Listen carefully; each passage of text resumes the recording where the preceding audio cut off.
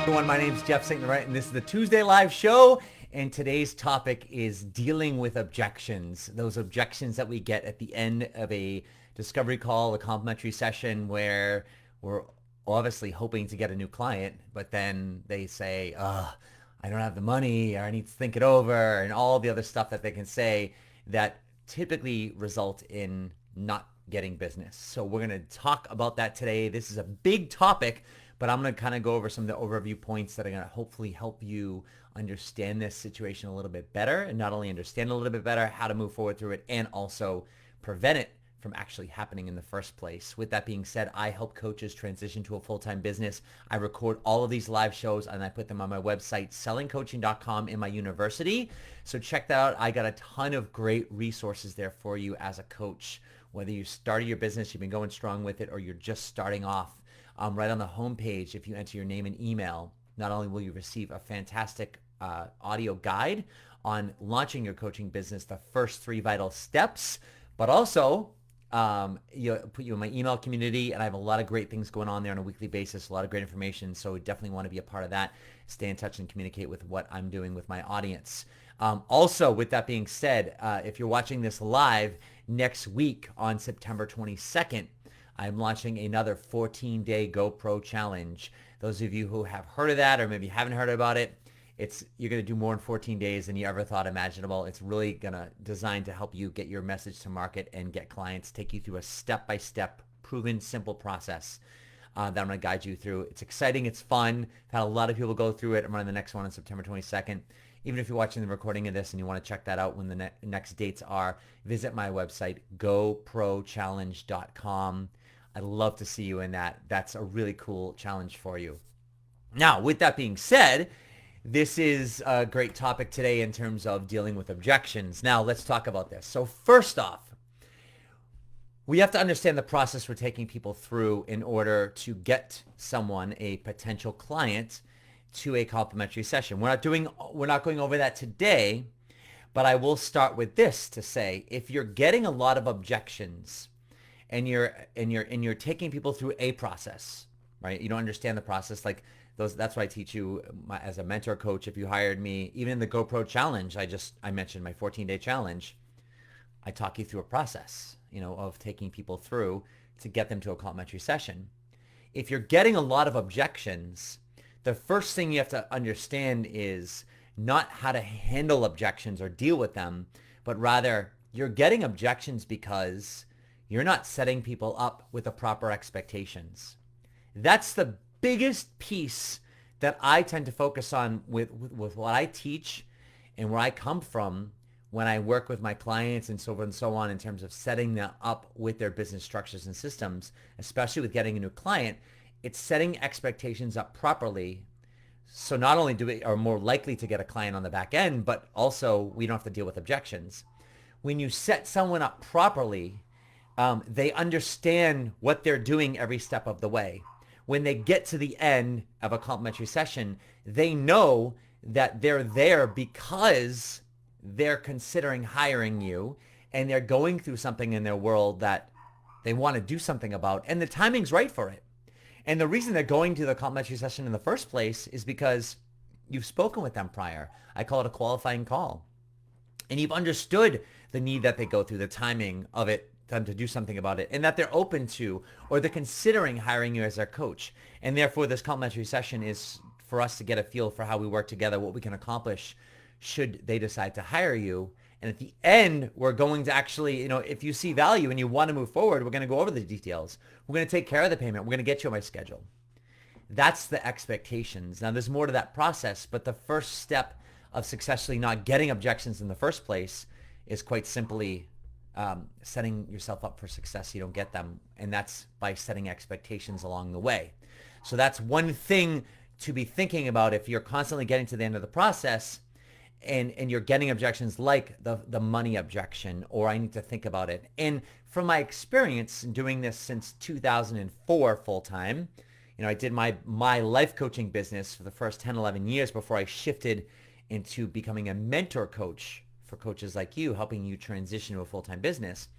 But prior to that, and even now, I don't get objections now. Typically, I don't get objections because I literally don't get objections, and it's not because like it's just because I have a process I take people through. It doesn't mean I don't ever get any, but I also know how to deal with them when I get there because I've set myself up properly. That it's very easy to go through them. But prior to that, when I was getting objections, I started to understand what they were and why I was getting them so I could handle them or deal with them at that point. And what I found was the most common objections when I was getting them as a life coach was money and thinking about it. And thinking about it isn't necessarily, some people might not call that an objection. I'm objecting, I need to think about it.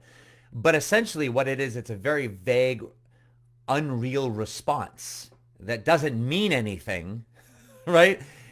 Same thing as I don't have the money. It's a vague, unreal, it doesn't mean anything. And I need to talk it over with my spouse. We'll talk about that in a second as well. But especially the most common ones is the money or I need to think about it. We typically, the time objection is another one, like, oh, I don't have the time right now. Things are really busy. We can get that quite a bit. But those things, especially the time objection and spousal objection, those things can be very easily handled in our setup expectation and qualifying process. If you're getting those, especially the time one or spousal one, those can be very easily handled because before I'm offering a complimentary session, I want to find out, the timing piece. Why is now the right time for you to do something about this? And what's going on in your life where you feel like you have the time, where you have the bandwidth to focus on whatever it is you need to focus on. These are questions I'd be asking prior to even offering a complimentary session, before that's even on the table. Because now when I start to ask that, I understand where they're at. And I understand that, oh, they're going through a move right now. Oh, you just had triplets. Oh, you're out of a job right now. Oh, from the spousal objection standpoint, does your husband or wife or does your significant other, do they know you're considering working with me? Do they know that you want to do this? Do they support you with this decision? If you decide to hire me and move forward, are they on board with this? Are they on board with whatever you're doing right now? Now, obviously, if they're dealing with relationship challenges, that's a different story, but that's still a valid question to be able to ask. If they're having challenges in a marriage or a relationship and that's what they're working with you on, does your significant other or whatever, the relationship is, do they know that you're wanting to improve the relationship? Do they know that you're considering working with someone like myself? Those are things that we need to understand, because when we understand them there, not at point of sale, that's when we don't have to deal with them at point of sale. Because once you throw the money out there, then you're dealing with money and you're dealing with these questions and it's a different situation. But prior to, we can ask those questions. And if, for instance, the timing piece, like, well, you're going through a move right now. So it sounds like you're going through a major transition right now. You just lost your job, or, your parents are sick, or whatever they're going through that could affect their ability to put time and focus into what they're doing. We want to question that and say, well, what makes you think that? I know you really want to go after what you want to go after based on what you just told me about, you're moving cross country right now, or fill in the blank. What makes you think you're going to have the time and energy, should you decide to work with me, or regardless, what makes you think you have the time to put into, or the focus or the energy to move forward with this? What makes you think now's the right time for you to do this based on what's happening in your world? I need them to prove it to me that that's happening, because later on, if I'm dealing with that objection, time or spousal and things like that, and it's incongruent with what they said earlier, I can call them out on that. And call them out meaning, I guess I'm a little bit confused. If they say like, oh, I'm just so busy right now and the move is killing me, blah, blah, blah.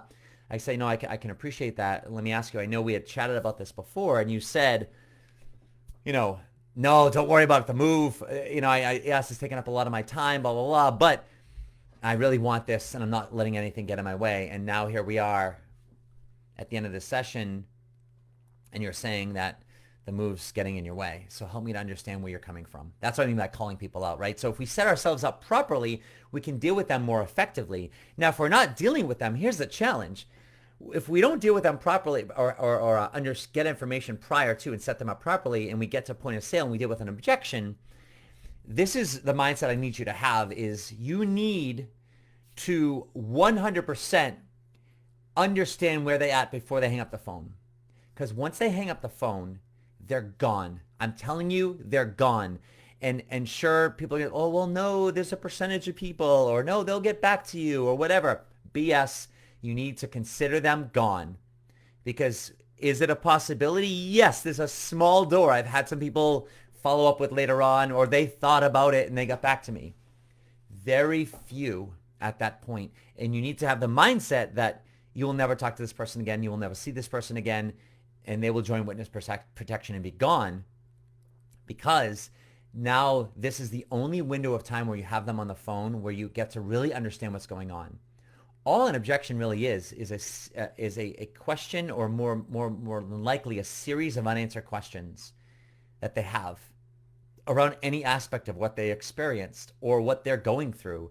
It's just their doubts and insecurities or inhibitions around what they're going after, and then combine that with what you're doing and how you can help them, and them maybe not being able to see how it works, not understanding something, and those series of unanswered questions produce an objection.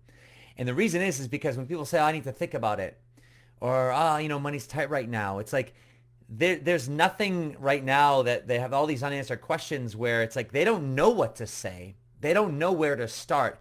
They don't know what to ask. And so they're in this position, and it's, how about this? It's uncomfortably comfortable to stay where they're at. When faced with moving forward and a solution, as much as they're excited about it and sounds good, you have to remember the barrier to commit to something, never mind commit to something financially, several $1,000s or more, depending on what you're charging,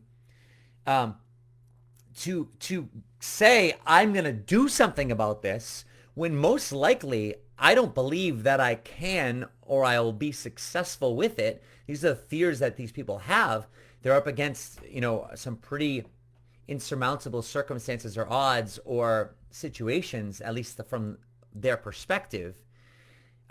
That makes it really hard to do something. We have to recognize that. And so that's why it's important to understand where they are every step along the way, the qualifying process, especially within the comp session and at the end. And so it's starting to understand those pieces. So when someone says, as an example, I need to think about it, I don't have the money, time, etc. I'll deal with the spousal one in a second. But especially time, money, and I need to think about it.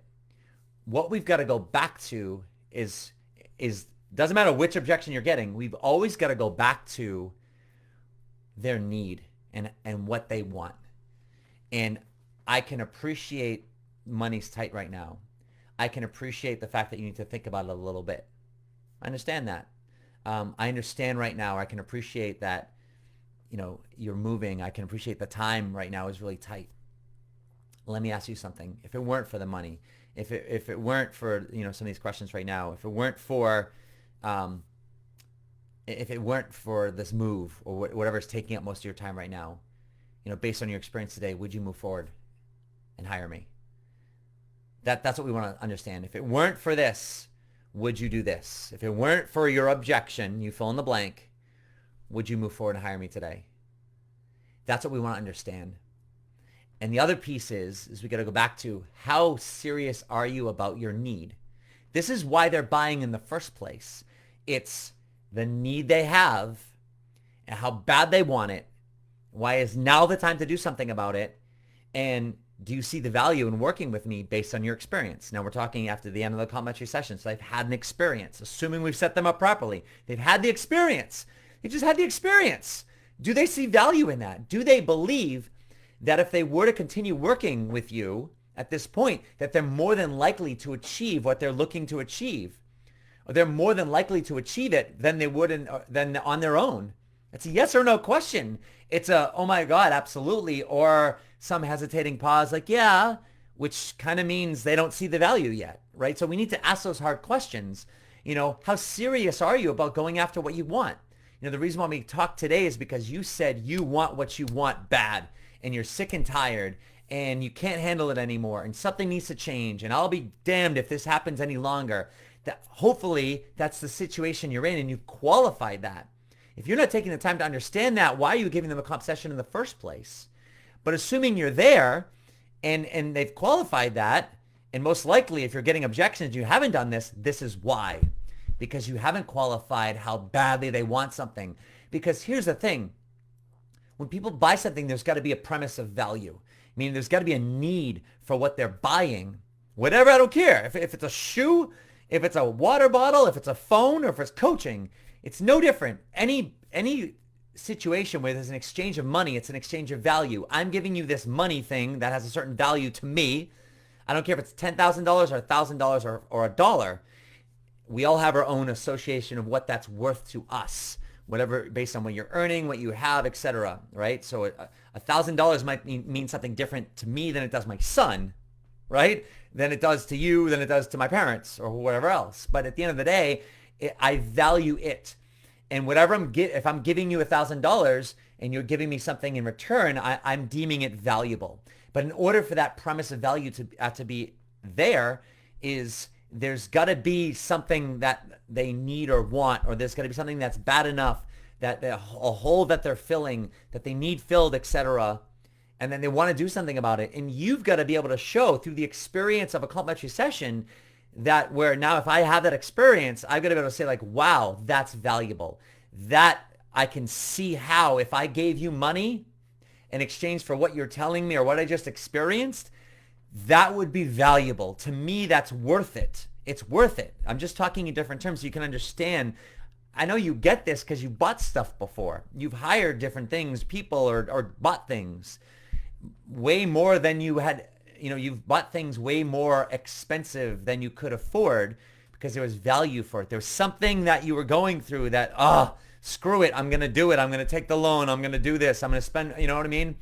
Whatever it was. Could be a purse, a pocketbook, or you're spending, $500 on. You have no right doing that. But at the same time, however you rationalize that you did it. And there's no different with this. That's the place that they've got to be in. And so if they're giving us any objection, this is the place where we've got to go down to. And this is where I'm kind of summarizing and wrapping this whole thing up. I mean, I can go literally on for hours in this. And this is where, as I work with my mentor coaching clients and like this, when we get into these spaces, I help them with this specifically. But right now, it all comes down to this space. So without having like, how do we handle the money objection? How do we handle the time objection? How do we handle the whatever objection you're getting? This is the end-all way of handling it all right now and dealing with it all is we've got to go past, so hey, listen, I can appreciate however you're feeling and whatever you're saying. Let me ask you this, how bad do you want what you want? And why is now the right time to do this? Because last time, if you didn't check, that's what you need to know. And now start checking prior to the comp session. And then, based on your experience, did you see value in how I could help you achieve this? Or can you see how you'd much more likely to achieve whatever you said you're going after with me versus doing it on your own? And if those are like unequivocally absolutely, then I'd say so what I'm going to ask you is I can appreciate your finances are tight right now, but it sounds like you really want this and you value what I'm working with. You can say no, and I'll wish you the best, but my prices are my prices, but my thought is let's find a way to make this work. If we need to break up the payments, we break up the payments. But why are we waiting? In terms of time, even need to think about it. So let me ask you, what is it that you need to think about, right? So you want this, you see value in what we're working with, the timing's right. So let me ask you, what is it you need to think about? I'm happy to let you go, but what does it need you to think about? Help me to understand what you're thinking about right now. Because correct me if I'm wrong, I can really tell you want to move forward with me, but I can tell you a little bit scared right now, a little bit apprehensive about this. I would be too. I've been there in those places now. But allow me to understand what you're thinking so we can work this out. My only objective here is to help you to a comfortable decision, whether you want that's you moving forward or saying no. Of course, I'd love to work with you, but if no's the answer, then or not now, that's fine with me. Help me out. Help me to understand what you're thinking. Get them to talk, because once they go, they're gone, right? They're gone. And so that's the bottom line premise of any objection. It's number one, not getting them. How do we do that? We set them up, understanding those things, the items that we talked about today, need timing, and are they open to considering hiring us?